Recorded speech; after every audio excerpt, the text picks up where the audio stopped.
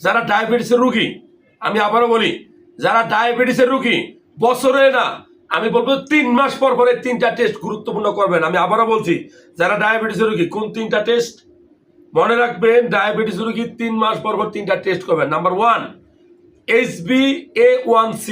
এইটা গত 3 মাসে আপনার শরীরে কত সুগার জমছে তার গড় মাপবে, গড় এভারেজ মাপবে, বাইর করবে। এই টেস্টটা করবেন। নাম্বার 2, যারা ডায়াবেটিসের রুগী অবশ্যই 3 মাস পর পর সিরাম ক্রিয়েটিনিন টেস্ট করবেন। কারণ কি?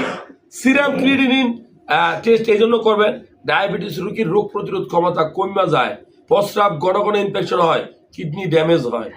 আপনার কিডনিটা ভালো আছে কিনা দেখার দায়িত্ব আপনার। ডায়াবেটিসের রোগী 3 মাস পর পর সিরাম লিপিড প্রোফাইল টেস্ট করবেন। কেন করবেন? যে এই টেস্ট করে দেখবেন ডায়াবেটিস রোগীর কিন্তু ওই রক্তনালীতে খারাপ কোলেস্টেরল জন্মে, আর খারাপ কোলেস্টেরল জন্মগ্রহণ করলে কি হবে? আপনি ঘুমের মধ্যে স্ট্রোক করবেন, আপনি হঠাৎ করে বুকে বাঁকা হার্ট অ্যাটাক করে ফেলবেন। সো এই 3টা টেস্ট ডায়াবেটিস রোগী 3 মাস পর পর করবেন। ভালো লাগলে এই তথ্যগুলো শেয়ার করবেন।